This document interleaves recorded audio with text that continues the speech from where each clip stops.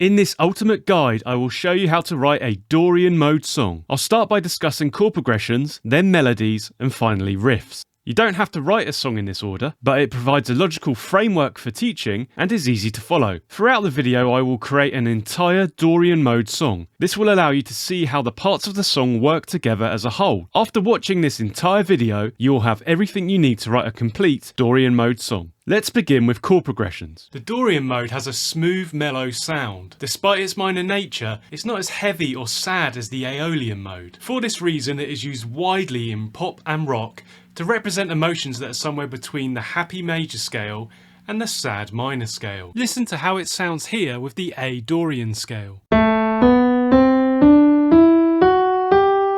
And here are the chords that are found in the A Dorian key, with the scale notes that go into each chord. A minor, B minor, C major, D major, E minor, F sharp diminished, and G major. These are the diatonic chords in the A Dorian key. That is chords that are made purely with notes from the A Dorian scale. A Dorian is a good key for guitar players because it has lots of chords that can be played as simple open chords. Another useful key for guitarists is D Dorian. You can see that each of the diatonic chords has a Roman numeral above it. Lowercase indicates minor chords and uppercase major chords. This helps you to understand chord progressions, as the Roman numerals can apply to any Dorian key and simply indicate the function of the chords. Let's start building some Dorian mode chord progressions now and look at how you can write your own. The easiest starting point for Dorian key progressions is to alternate between the 1 chord and the 4 chord. You may be familiar with this sound. It was used extensively by Pink Floyd amongst other artists.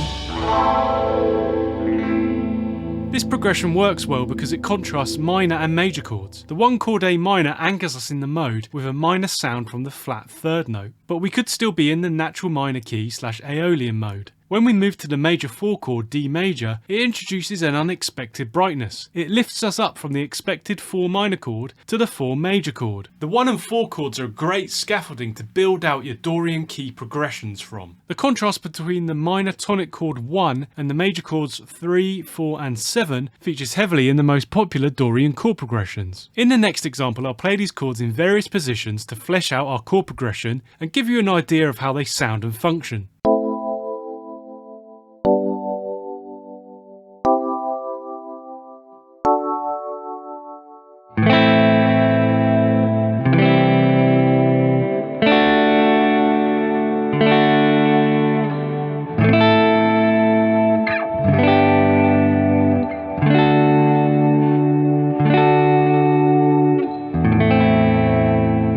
It's worth comparing the chords in A Dorian to the chords in A natural minor / Aeolian. The points of difference here are the 2 chord, 4 chord and the 6 chord. This suggests we're going to need these chords somewhere in our progressions to clearly signpost that we are using a Dorian key. With that in mind, I'll now bring in the minor 2 chord into the progressions. Listen to how it works with the various other chords.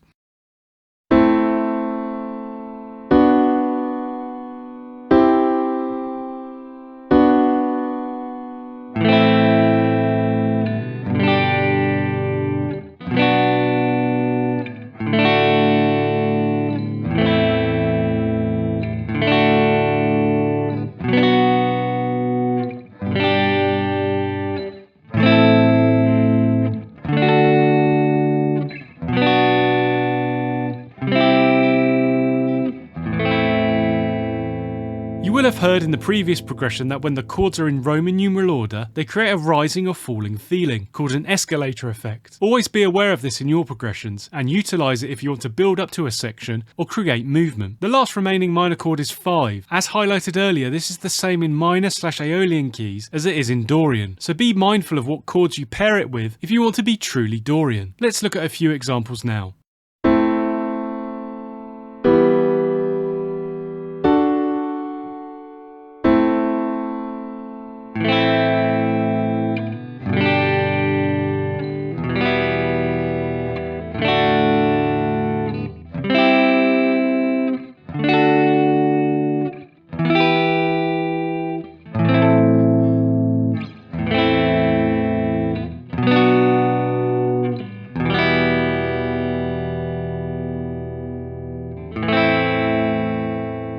When writing your own progressions, experiment with where the chords feature, particularly the one tonic chord. You may have noticed in the previous example that one part of the progression didn't start on the one chord like the others, and therefore stood out. The one chord is your home base. As such, it is safe and not threatening. Consider holding the one chord back in certain sections to build up tension and generate interest. When the one chord is finally brought back, the feeling of home is even stronger. You may have noticed that we have been avoiding one of the chords so far, 6. This is because it is a diminished chord. Diminished chords have a strong dissonant sound which many songwriters seek to avoid. They can also be difficult to play on the guitar. I don't think you should avoid them completely, and they are at least worth experimenting with in your Dorian progressions. Listen to the effect they bring in this progression.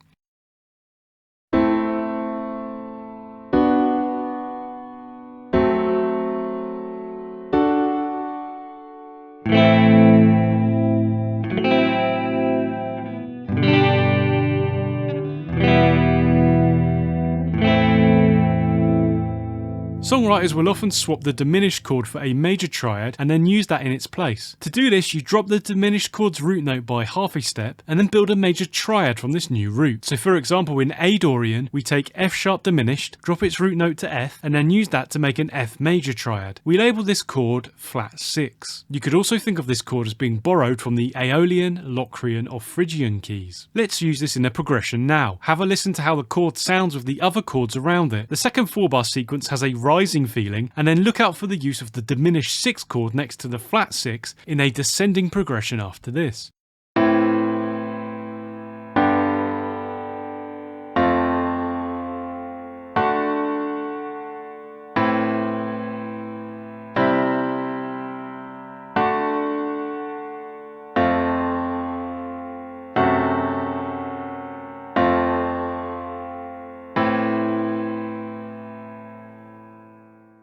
I referred to this flat 6 chord as a borrowed chord because it has been borrowed from another key and then used in the key of our progression. Another term that applies here is modal mixture or modal interchange. This is when you take a chord from a parallel key and use it in your progression. You can usually feel and hear when this has happened, as there is a sense that something has changed. This is only a brief change, too short to call it a modulation or a key change. We then go back to diatonic chords from the key. A parallel key is any which has the same root or tonic note. For example, we're using A Dorian, so parallel keys would include A major, A mixolydian, A phrygian, etc. They don't have to be modes of the major scale, so you can also reach out to more exotic keys like harmonic minor or Phrygian dominant. Any chords that you like from the parallel key can be used, although you will see some used more commonly than others. This is a hugely powerful technique for your chord progressions and songs. The potential options for borrowed chords is huge, providing you with almost infinite ways to colour and shape your chord progressions. My recommendation when dipping your toe into these waters is to build up a Dorian scaffold in your song first to establish the tonal centre. As we saw, this would focus on chords 1, 2, 4 and 6, then bring in your borrowed chord for a short time before moving back to diatonic chords. Let's look at a few examples. The first borrowed chord is a flat 2. This has come from the A Locrian key. Then we'll listen to a sharp 3 from the A Lydian key. Listen to how it sounds after the standard 3 chord. Finally, we have a major 2 chord, again from the A Lydian key. Listen to how these chords colour the progression, but it doesn't sound out of key or completely discordant.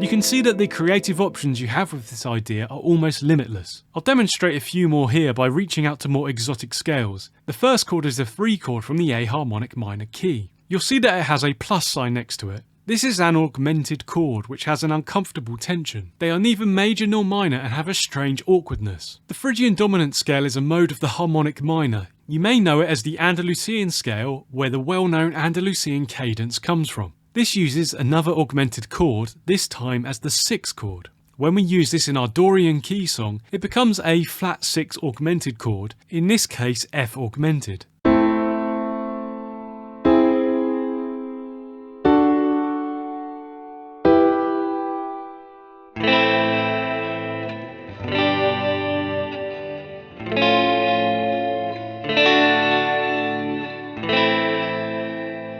You will have noticed that so far I've only focused on basic triads, major, minor and diminished, but there's a world of chord types out there for you to try in your Dorian chord progressions. I'll run through a few ideas now, but please note that this is by no means exhaustive. As with everything, I recommend experimenting with chord types and find the ones that you like the sound of. Let's start with a couple of these basic 2-chord progressions. I'll play the minor chords as minor sevenths and the major 4 chord as a dominant ninth. Listen to the jazzy smooth feel this provides here.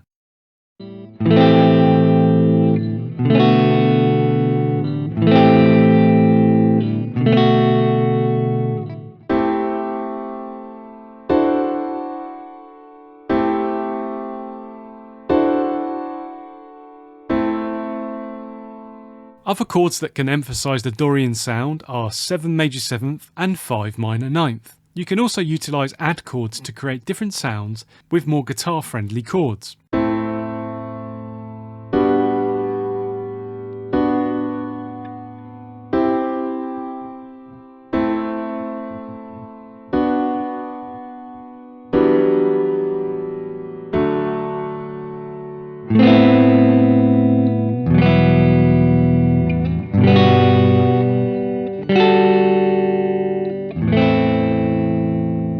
Another popular chord type to use in Dorian keys is sus4. Sus chords are widely used in popular music because they are very versatile. Sus4 chords have a focused tension that guitarists will often use because of accessible open chords. Next I'll use sus4 chords as 3 of the diatonic chords in our A Dorian key. A simple move from 1 to 1 sus4 provides a real sense of drama. Another popular Dorian method is ending your chord progressions with the 4 sus4 to 4 change, which can add some uplifting brightness. I've also included a 5 dominant 7th chord here. This is a borrowed 5 chord, an example of modal mixture that we discussed earlier. The dominant 7th 5 chord is very common in major and minor keys to provide a strong draw back to the tonic 1 chord. Listen to how it sounds here after the 5 sus4 chord.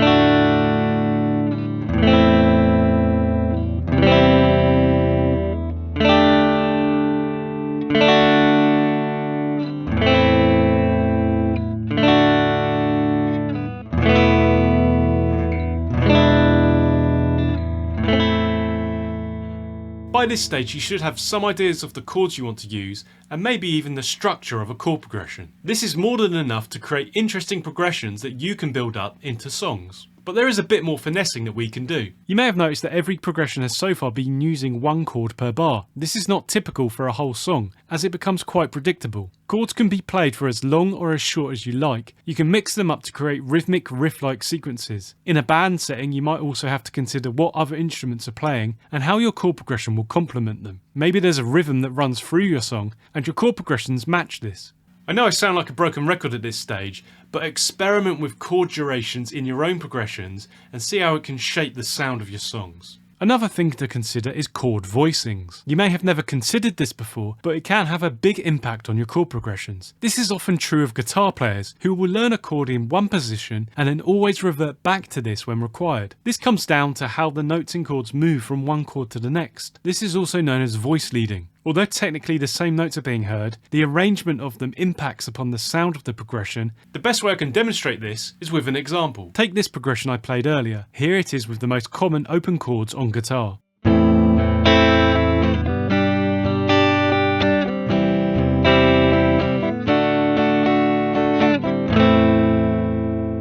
There's nothing wrong with this, providing a gentle rising up feeling, but what if we thought about the movement of notes and go after a particular sound? For example, we could attempt a descending downward feeling to the progression. This involves playing the chords in different positions on the guitar and also utilising inverted chords. Chord inversions are great for creating these sorts of effects. Look at the intro to Stairway to Heaven for a similar idea.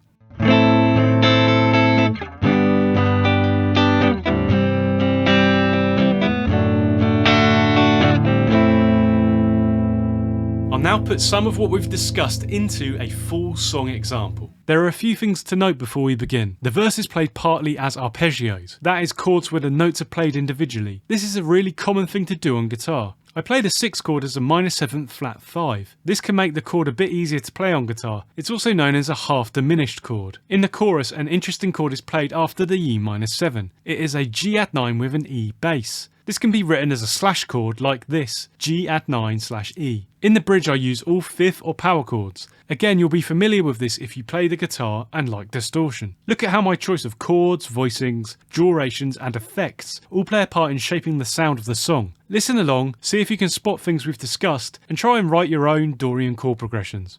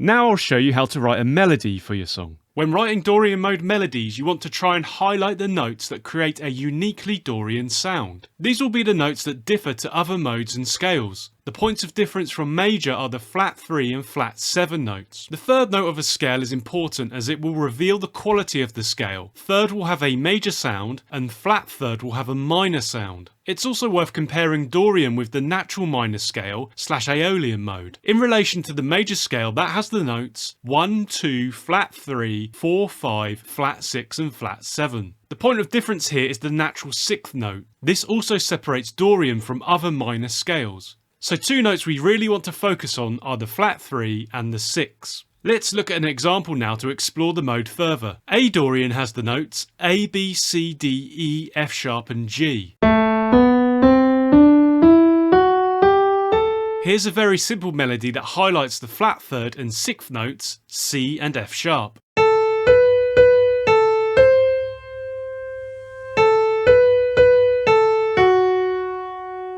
We want to focus on these notes to bring out the Dorian flavour, but what else can we do to achieve this? If you play notes on a strong beat, then they are felt more and stand out. In a 4/4 time signature, with 4 beats in a bar, this would be beats 1 and 3, with the first beat being the strongest. Listen to the following example. In bars 1 and 2, the flat 3 and 6 notes, C and F sharp, are on weak beats. In the second half, they fall on strong beats 1 and 3.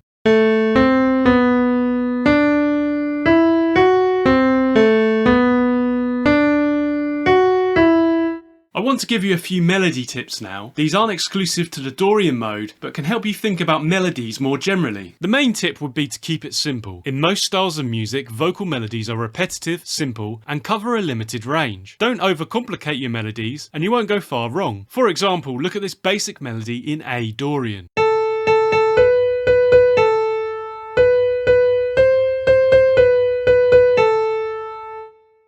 When creating melodies, it is important to consider the shape of the pattern. Melodies can move downwards or upwards, in small steps or big leaps. Balancing the movement or shape of the melody is another important part of creating and maintaining interest. Look out for the leaps and steps in this Dorian example.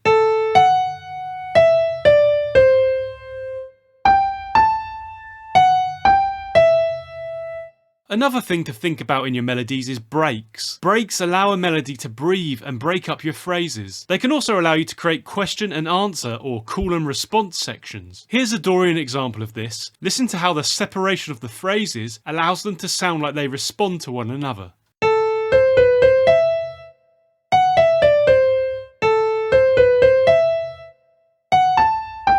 I said that placing a note on strong beats can make it stand out. Another thing that can highlight a particular note is making it the highest note in a phrase. This could be used to highlight a key note in your Dorian melody, or if you have lyrics, it could be to showcase an important word. In this next example, I'll end each phrase with the flat 3 and 6th notes, C and F sharp, that we highlighted as being key to the Dorian sound.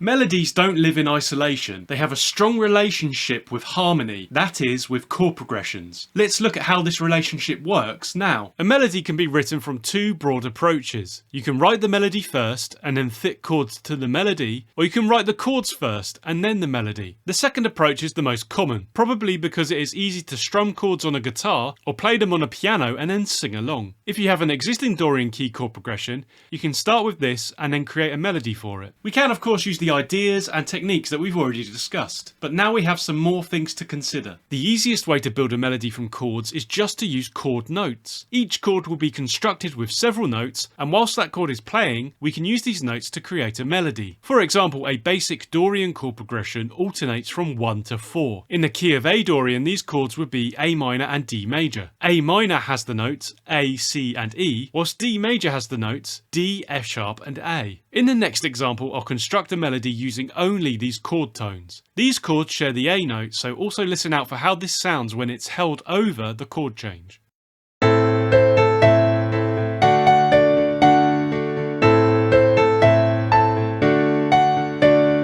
Now we'll use the same chord progression, but instead of chord notes, I'll use the other 4 notes from the A Dorian mode.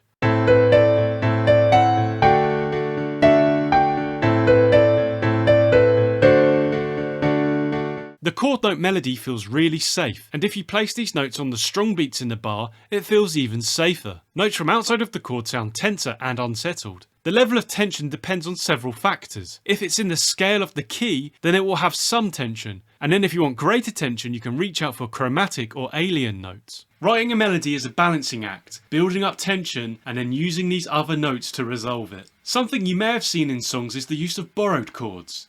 This is where we take chords from a parallel key and use them in our current key. A parallel key has the same root or tonic note, so with our examples in the key of A Dorian, we could borrow from A major, A minor, A mixolydian, etc. This introduces chromatic notes to the song that are outside of the existing key. These tense Aeolian notes can be very noticeable in your melodies. But as discussed earlier, if we use chord notes, then they feel safer. Look at the following example with the chords 1, 4, flat 6 and 7. There is a single chromatic note F. It is the only chromatic note used. It falls on beat 2 of the 3rd bar, so it is not prominent and features in the underlying borrowed chord F major. Have a listen to how something feels different with this chord and note, and yet it doesn't sound out of place.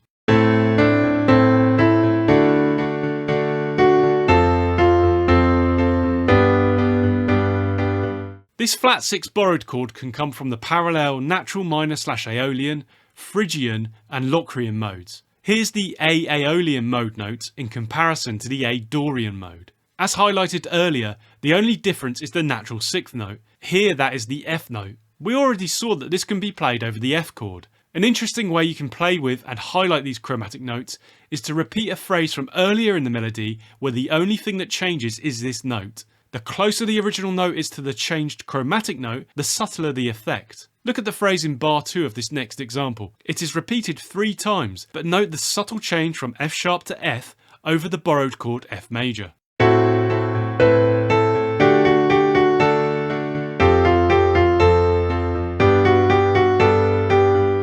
As mentioned earlier, this flat 6 chord can also be borrowed from the parallel Phrygian mode. If we compare A Phrygian with our key of A Dorian, then you can see that there are 2 notes that are different, F and B flat. Using this, we could expand on our phrase over the F chord to incorporate both of these notes. Here's the last example altered to accommodate this change. Listen to the difference the flat 2 note brings, and how it is tenser because it isn't in the underlying F major chord.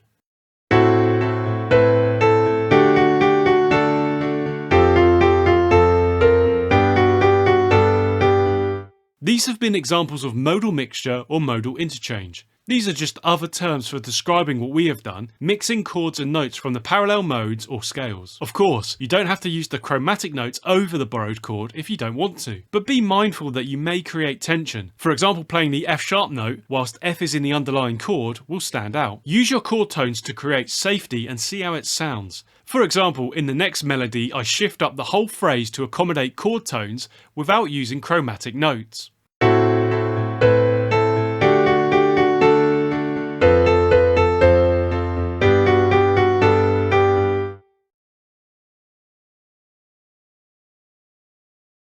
I've written a melody for it here. This uses techniques and ideas that we've discussed throughout. The bridge section has a melodic solo part. Never forget that a melody can be used as a solo for guitar or any other instrument. It can be the whole solo or connect other licks and riffs. Follow along, listen to the melody, and then have a go at writing your own Dorian melody.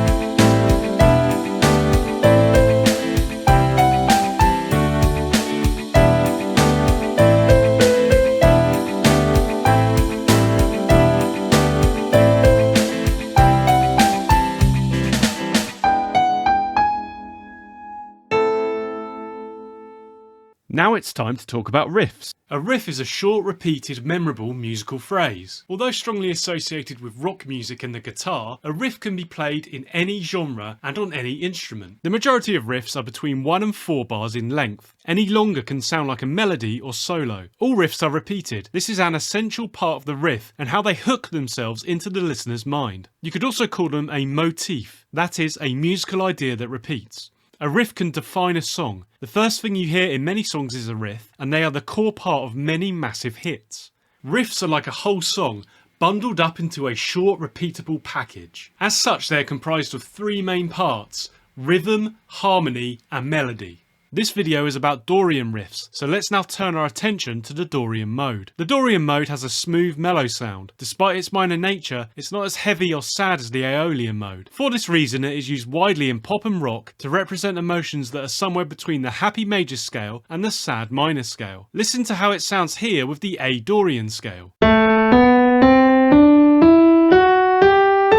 I'll use the A Dorian mode now to demonstrate some different riff ideas. I'll present guitar tabs for the riffs, but remember that these ideas can apply to any instrument or MIDI. A Dorian is a guitar-friendly key. You can play any of the open strings without being out of key. As such, it can open up all sorts of easy-to-play riff ideas. Almost anything can be a riff, but for ease I'm going to break them into a few categories here to help you think about different riff approaches. The sound or genre that you are aiming for may dictate the riff styles that you prefer. As always, trust your ear and go with it. Let's start with some interval based riffs. An interval is simply the distance between two notes. Intervals are the building blocks of chords and scales. As such, they are a great point to construct a riff from. The bulk of guitar riffs are played on the lower three strings. The E, A and D strings have power and authority associated with bass notes, as the bass generally defines the harmony above it. Denser strings also produce more volume. Because of this, I'll focus on these lower registers in the examples. If you are working with a scale, such as A Dorian here, you can experiment by playing two notes in the scale that create an interval you like the sound of.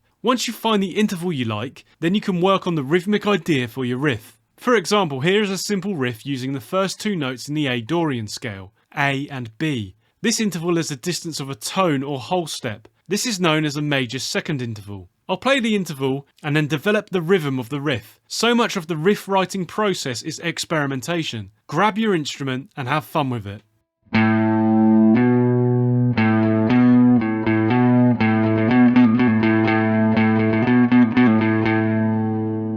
Intervals can be played horizontally like we just saw. This is what you would find in a melody, or you can stack them vertically. That is when both notes are played at the same time. This is how chords are created. In the next example, I'll play the intervals at the same time. Listen to how this changes the sound. Each interval will have an open A note in it. Repeating a note like this in a riff is known as a pedal note. I'll discuss this in more detail later. Look out again for the development of the rhythm in this example.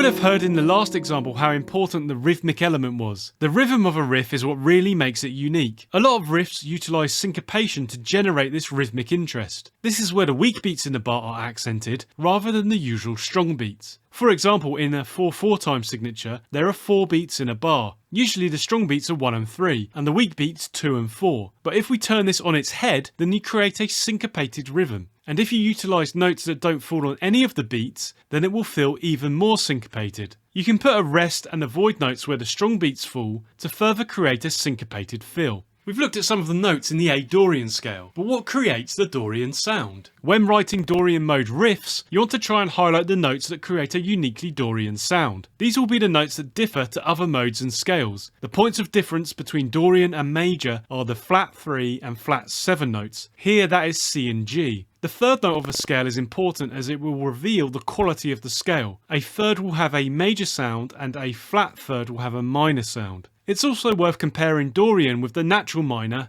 / Aeolian scale. In relation to the major scale, that has the notes 1, 2, flat 3, 4, 5, flat 6 and flat 7. The point of difference here is the natural 6th note. This also separates Dorian from other minor scales. So two notes we really want to focus on are the flat 3 and the 6. In the key of A Dorian, this would be the notes C and F sharp. Here's an example focused around C and F sharp and also using other A Dorian notes in the same position on the guitar. Listen to the hammer on from F sharp to G and then the same rhythm when moving from C to D. A is also the lowest note in the riff, which reinforces its role as the root or tonic.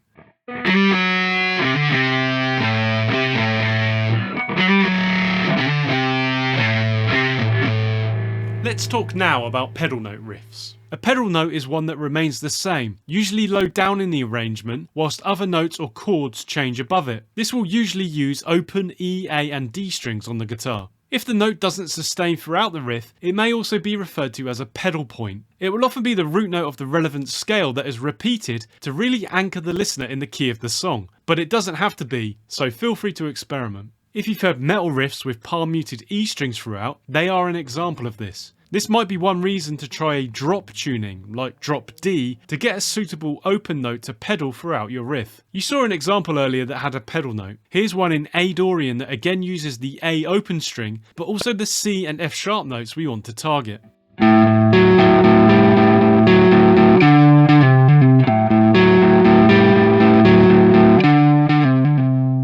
A drone riff is very similar to a pedal note riff, but the repeated note is usually higher in the register than the rest of what you are playing. People will often use drone when referring to a single tone that runs through an entire piece of music, not just a riff. This is an essential part of Indian classical music. You'll hear a drone idea in Good Riddance by Green Day, with a high D note played during every single chord. Whether you choose to use pedal note, drone, or any other term for these riffs, they will always have a single note running through them. In this next example, the open D note is used throughout the riff.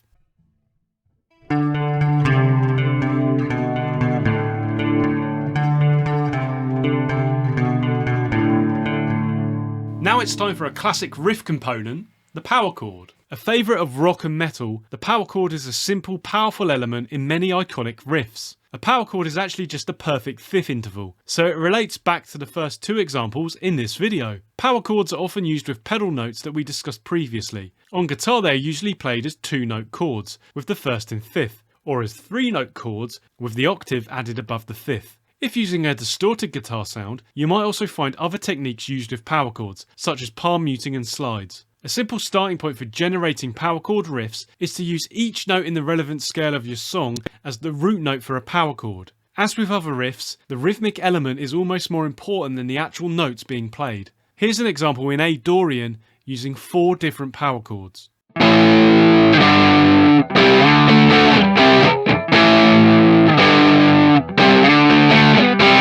The power chord riff leads us nicely into the full-blown chord riff. As the name suggests, this is simply combining full chords into a riff. This is where the lines between chord progression and riff can become blurred. But as discussed earlier, the riff will be shorter and more rhythmically driven than a chord progression.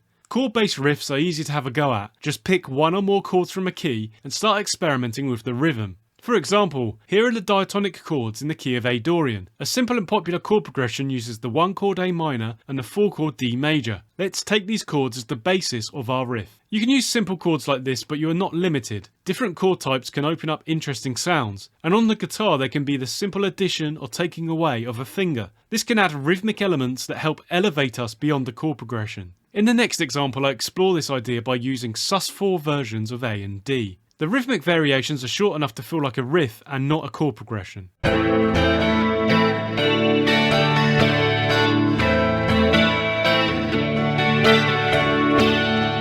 Closely related to the chord riff is the arpeggio riff. An arpeggio is a type of broken chord in which the notes that compose a chord are individually sounded in a progressive rising or descending order. Arpeggios on keyboard instruments may be called rolled chords. Add in rhythmic changes and possibly other techniques like hammer-ons and pull-offs, and you can use this as a basis for an interesting riff. I'll use the same chords as in the previous example, but this time they will be arpeggiated. Listen for the hammer-on to move to the A sus4 chord in the first bar. Also note where the accented notes are and how this makes the riff feel.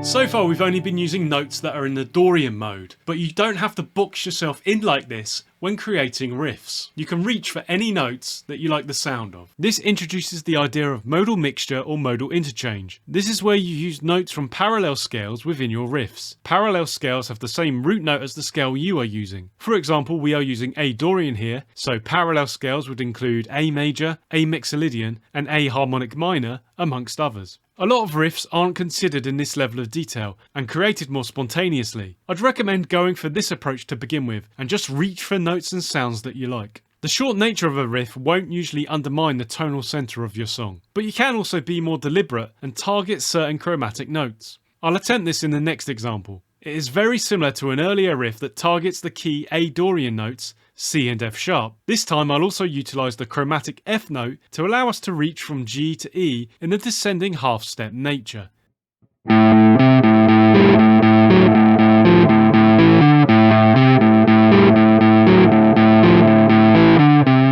A riff can come into the songwriting process at different times. It could be that you create a great riff in isolation and this inspires you to write the rest of a song. Remember that they contain rhythm, melody and harmony. This song DNA can be unpicked from the riff and lead to quick songwriting. Concentrate on the notes that are emphasised or stand out. These will lead you to suggested chord changes. You could also take an existing chord progression and turn this into a riff. This might be by using chord notes or whole chords as we saw earlier. Or you could take a song melody and use it for your riff inspiration. This is particularly useful for finding rhythmic hooks for your riffs. Sometimes starting with some limitations can really help your riff writing process, as it narrows down infinite possibilities to focus your attention.